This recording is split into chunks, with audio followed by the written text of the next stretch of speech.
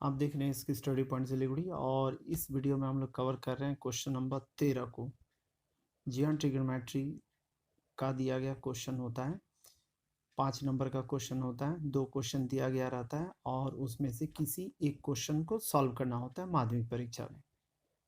ऊंचाई और दूरी, हाइट एंड डिस्टेंस से दिया गया यह क्वेश्चन है और यह वीडियो है इसकी स्टडी पॉइंट से लिखी का गणित का समाधान मैथमेटिक्स माध्यमिक 2023 के सॉल्यूशंस का पार्ट नंबर 9। तो चलिए इस वीडियो को शुरू करते हैं। एक असंपूर्ण स्तंभ के निचले सिरे से 50 मीटर दूर स्थित किसी बिंदु से उसके ऊपरी सिरे का उन्नत कोण 30 डिग्री है। तो स्तंभ की ऊंचाई कितनी बढ़ाने से उसी बिंदु से उसके शीर्ष का उन्नत कोण 45 डिग्री होगा। यह है क्वेश्चन। ठीक है, आप देखिए सबसे पहले क्वेश्चन को देखते हुए आपको डायग्राम बनाना है। इस तरह से आपको डायग्राम बना लेना है, ध्यान से देखिए।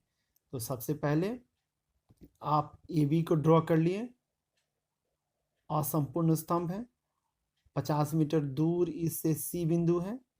अब सी बिंदु से ए बिंदु का उन्नत कोण हो गया 30 डिग्री। इस चीज को हमने दिखा दिया है।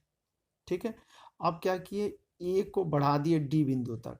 देखिए ध्यान से, बढ़ाने के बाद में उसी बिंदु से उसके शीर्ष का उन्नत सी बिंदु से डी बिंदु का उन्नत कोण 45 डिग्री हो जाएगा। तो आपको बताना है कि कितना बढ़ाया गया था स्तंभ को, मतलब ए बिंदु से डी बिंदु तक बढ़ा दिया गया तो कितनी ऊंचाई इसकी बढ़ गई, ये इस चीज को यहाँ पे बताना है। ठीक है, क्वेश्चन समझ में आ गया। लिख लीजिए, माना ए बी एक असंपूर्ण स्तंभ है जिसके निचले सिरे बी बिंदु से 50 मीटर दूर स्थित बिंदु सी से उसके ऊपरी सिरे ए का उन्नत कोण 30 डिग्री है। क्वेश्चन से उतार लेना है देखकर हूबहू लाइन सब, और उसके बाद में फिर स्तंभ ए बी की ऊंचाई डी तक बढ़ाने पर सी बिंदु से डी बिंदु का उन्नत कोण 45 डिग्री है। क्वेश्चन से उतार लेना है।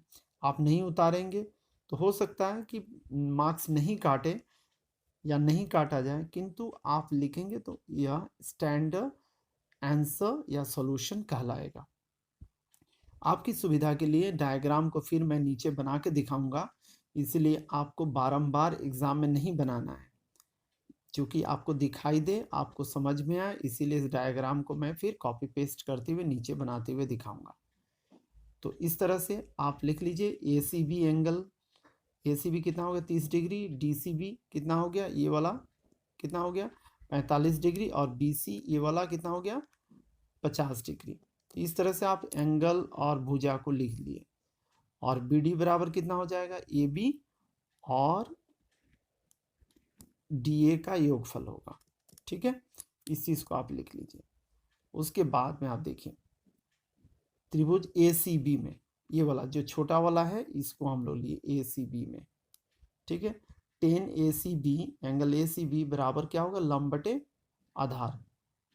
ठीक, A B by B C है 50 मीटर लिख दिए, और टेन 30 कितना होता है 1/√3, इसको लिख लिए। क्रॉस मल्टीप्लाई किए तो ए बी बराबर कितना हो गया 50/√3 हो गया। परिमेयकरण किए, रेशनलाइज किए, तो उसके बाद में आप देख लिए 50√3/3 ए बी का मान निकल गया। ठीक है, मतलब जो असंपूर्ण स्तंभ था, इनकम्प्लीट टावर था, उसकी ऊंचाई को हम लोग निकाल लिए, इतना मीटर बोलकर हम लोग बता दिए। अब आप डीसीबी को ले लीजिए। ठीक है, ए बी निकाल लिए, उसके बाद में डीसीबी को लेके अब हम लोग फिर उसी तरह से पूरा डीबी को निकालने की कोशिश करेंगे, क्या रिलेशन है उसको निकालने की कोशिश करेंगे, और ए बी के रेस्पेक्ट में जो वैल्यू निकलेगा उन दोनों को सॉल्व करेंगे या तुलना करेंगे। ठीक है, तो एंगल डी सी बी यहाँ पे लिखेंगे। देखिए, तो tan angle D C B बराबर B D by B C, उसी तरह से लंब बटे आधार लिख लिए, किंतु बी डी बराबर कितना है, ये देखिए ए बी और डी ए या डी सी, इसको लिख दिया हम लोग ए बी के रेस्पेक्ट में। अब वैल्यू बैठाएंगे, 1045 होता है DCB दिया हुआ है क्वेश्चन में, इसलिए 1 लिख दिए इसका वैल्यू, और यहाँ पे ज्यों का त्यों BC का वैल्यू 50 लिख दिए। ठीक, क्रॉस मल्टीप्लाई किए तो AB plus AD equal to 50, तो AB बराबर कितना हो गया 50 माइनस AD हो गया। अब 1 में हम लोग निकाले थे कितना, AB का मान 50√3/3, और 2 में हम लोग निकाले हैं 50 माइनस AD। अब AD को इस साइड में ला लिए और इस पूरे को इस साइड में भेज दिए, तो कितना हो गया 50 माइनस 50√3/3। इसीलिए हम लोग रेशनलाइज किए थे। देखिए यहाँ पे इजी रहेगा कॉमन लेना, नहीं तो यहाँ पे बिना रेशनलाइज किए ही हम लोग इसी स्टेप से हम लोग नीचे आ सकते थे। ठीक है, रेशनलाइज कर देने से क्या हुआ, मेरा 2 स्टेप कम हो गया। अब आप कॉमन ले लिए 50 को, देखिए 50 को कॉमन ले लिए तो आपके पास ये वाला हिस्सा हुआ। फिर लसा निकालने के बाद में आप देख रहे हैं 50 इंटू 3 माइनस √3/3, इतना। अगर आप देखें तो इतना तक भी आप लिखते हैं तो भी मार्क्स मिलेगा, ऐसा मत सोचिएगा कि आपका गलत हो गया। इस स्टेप तक भी आपका चलता है, कोई दिक्कत नहीं है, किंतु बेहतर यही होता है कि आप हमेशा अंतिम स्टेप्स तक पहुँचे। तो अंतिम स्टेप्स में पहुंचने के लिए √3 का मान आपको बैठाना पड़ेगा, कितना होता है 1.732, बैठा दिए तो कितना हो गया, 3 से घटा तो 1.268 हो गया। और जब आप इसकी वैल्यू बैठा रहे हैं, वैल्यू बैठाने के बाद में आप देख रहे हैं गुना कर रहे हैं, तो देखिए यहाँ पे ये 3 ने इसको काट दिया तो ये वाला हिस्सा हो गया, साइड में मैंने माइनस करके भी दिखा दिया है। तो 50 इंटू 0.4227 हो गया, और मल्टीप्लाई करेंगे तो 21.135 मीटर हो गया। तो यह आंसर हो गया, कंप्लीट आंसर। आप चाहें तो इस स्टेप तक भी करके दिखा सकते हैं, आप चाहें तो इस स्टेप तक भी करके दिखा सकते हैं। ठीक है, तो कंप्लीट 5 मार्क्स आपको मिल जाएगा। तो उम्मीद कर रहा हूँ आपको समझ में आ गया। फिर भी कोई भी डाउट्स हो इस क्वेश्चन को लेके तो आप कमेंट सेक्शन में ज़रूर लिखिएगा, आपको हेल्प करने की कोशिश या रिप्लाई करने की कोशिश करूँगा। 13.2 का क्वेश्चन नंबर देखिए, इसमें दिया गया किसी मकान की छत से एक लैंप पोस्ट के शीर्ष और पाद बिंदु के अवनत कोण क्रमशः 30 डिग्री और 60 डिग्री है, तो मकान एवं लैंप पोस्ट की ऊंचाई का अनुपात ज्ञात कीजिए। सेम क्वेश्चन आप अपने बुक में देखेंगे 323 पेज पर। ठीक है, एक्सरसाइज 25 में आप देखिएगा, हाइट एंड डिस्टेंस वाला एक्सरसाइज में। तो एग्जैक्ट क्वेश्चन तो नहीं आया हुआ है, किंतु वहाँ पर मकान की ऊंचाई दिया हुआ है।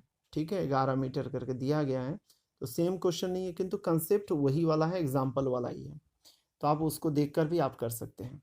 तो चलिए इस क्वेश्चन को समझने की कोशिश करते हैं। अगर अभी तक आप इसकी स्टडी पॉइंट से वीडियो को सब्सक्राइब नहीं किया तो तुरंत सब्सक्राइब कर लीजिएगा, लाइक और शेयर करना अपने दोस्तों से बिल्कुल नहीं भूलिएगा। देखिए इस क्वेश्चन में आप देख रहे हैं ऊंचाई जो है मकान का नहीं दिया गया है, और ना ही लैंप पोस्ट की ऊंचाई दी गई है। हम लोग मान ले रहे हैं कि CD है और लैंप पोस्ट की ऊंचाई यहाँ पर AB है, इस तरह से हम लोग मान लिए हैं। तो यहाँ पे देखिए और यहाँ पे देखिए, हम लोग मान लिए। अब क्या बोल रहा है, अवनत कोण कहाँ से, मकान की छत से लैंप पोस्ट के शीर्ष, तो मकान के छत से लैंप पोस्ट का शीर्ष ये वाला हो गया, तो यहाँ पे अवनत कोण हो गया 30, और ये हो गया पाद, तो यहाँ पे हो गया इसका अवनत कोण 60 डिग्री। तो इस तरह से आप बना के दिखा दिए, पहला काम ये डायग्राम हो गया। तो आपने लिख लिया कि एंगल XCA 30 डिग्री, मतलब एंगल CAE, ये देखिए XCAB,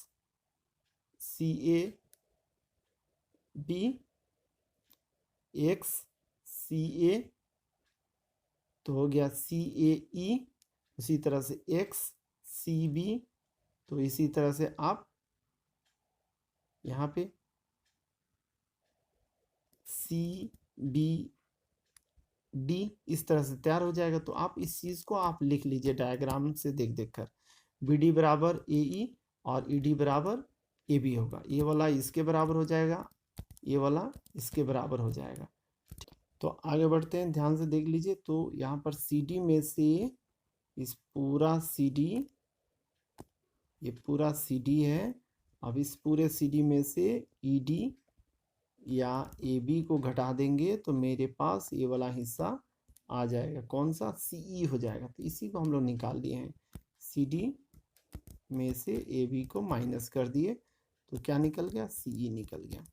ठीक है, इस बात को आप समझ के रखिएगा, आने वाले समय में हम लोग यूज़ करेंगे। देखिए अब आप ट्रायंगल यूज़ कर लीजिए, सी ए ई हम लोग इस वाले को ले रहे हैं, सी ए ई इसको लिए तो यहाँ पे 30 डिग्री है, तो 10 एंगल सी ए ई ये वाला, ठीक है, equal to C E by A E, ठीक है, लंब बटे आधार।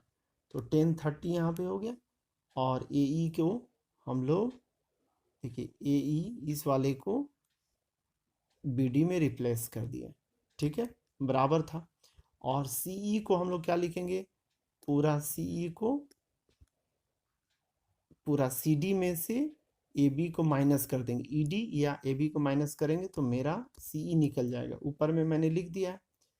तो बी डी बराबर मेरा इतना हो जाएगा, कैसे हुआ, क्योंकि 10 30 मेरा कितना होता है 1/√3, क्रॉस मल्टीप्लाई किए तो बी डी मेरा निकालने का टारगेट था यहाँ पे, तो बी डी मैं निकाल लिया, √3 into C D minus A B हो गया। ठीक है, उसके बाद में फिर नीचे वाला ट्रायंगल सी पी डी को लिए, तो यहाँ पे सी बी डी कितना है 60 डिग्री बैठा दिए, तो 10 60 कितना होता है √3 C D by B D, तो सी डी मेरा ये हो गया और बी डी मेरा ये हो गया, बैठा दिए तो बी डी बराबर कितना निकल गया, सी डी बाई √3 निकल गया। ठीक है, तो यहाँ भी मैंने बी डी निकाला है, यहाँ भी मैंने बी डी निकाला है। ठीक है, चूंकि इस क्वेश्चन में मुझे मतलब है ए बी और सी डी के अनुपात से, ठीक है, इसीलिए सी डी और ए बी को लेके ही मुझे सारा कैलकुलेशंस टारगेट करते हुए बनाना है। ठीक है, इसीलिए हम लोग यहाँ पर ये जो रिलेशन हम लोग यहाँ पे तैयार किए थे, तो यहाँ पे मैंने सी डी और ए बी को लेके ही मैंने माइनस तैयार किया था। ठीक है, इस बात को आप ध्यान में रखिएगा। चाहते तो हम लोग दूसरा भी रिलेशन ले सकते थे, क्यों माइनस किए, क्योंकि मुझे यहाँ पे सी डी चाहिए, सी डी का अनुपात, सी डी और ए डी का ए बी का अनुपात को ही लेके हम लोग को काम करना था, इसीलिए। अब हम लोग क्या किए, 1 और 2 से हम लोग दोनों बी डी का वैल्यू लिख लिए, क्रॉस मल्टीप्लाई किए, देखिए ये वाला इसको गुना किया, कितना हो गया √3 केवल 3 हो गया, गुना करेगा तो यहाँ पे 3 दोनों के साथ आ गया, सी डी वाला एक इधर में आ गया, तो 3 में से 1 घटा 2 हो गया, तो 3 ए बी यहाँ पे आ गया इस साइड में, तो इतना हो गया, देखिए माइनस वाला इस साइड में आया था, तो 2 C D equal to 3 A B हो गया, तो C D by A B equal to 3/2, मतलब C D is to A B कितना हो गया 3:2 हो गया। तो उम्मीद कर रहा हूँ आपको समझ में आ गया होगा। तो मेन चीज़ इसमें क्या याद रखना है, आपको डायग्राम बनाना है, डायग्राम एकदम सही से बनाइए, पहला काम। उसके बाद में डायग्राम बनाने के बाद में रिलेशन लिख के बता दीजिए, उसके बाद में आप दोनों ट्रायंगल को लेके बी डी को निकालिए और दोनों बी डी को कंपेयर कीजिए। कंपेयर जब करेंगे दोनों बी डी, मतलब इस तरह से 1 और 2 में निकालिए, दोनों त्रिभुजों में दोनों बी डी के वैल्यू को कंपेयर कीजिए, उसके बाद दोनों का अनुपात निकाल लीजिए सी डी और ए बी के रेस्पेक्ट में, तो C D is to A B equal to 3:2 आ जाएगा। तो बहुत ही आसान और इंटरेस्टिंग क्वेश्चन था। फिर भी कोई भी डाउट हो तो कमेंट सेक्शन में ज़रूर लिखिएगा, और आने वाले समय में आप देखिएगा और भी वीडियोज़ आने वाले हैं।